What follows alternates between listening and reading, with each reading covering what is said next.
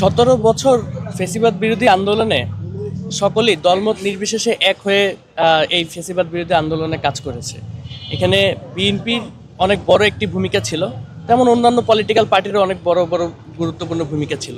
সেই জায়গা থেকে ফ্যাসিবাদ বিরোধী আন্দোলনের একটি অন্যতম শরিক দল বিএনপির সাথে যুক্ত হতে পারা, এটি নিঃসন্দেহে একটি আমার জন্য একটি সৌভাগ্যের বিষয়।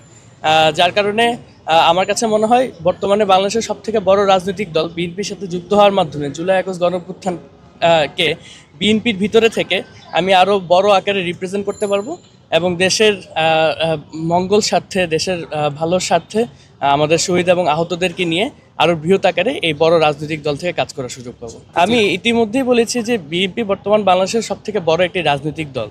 তো এই দলের সাথে যুক্ত হতে পারা আসলে একটি ভাগ্যের বিষয় এবং এটি নিঃসন্দেহে যে কোনো কারোর জন্য অনেক বড় একটি বিষয়।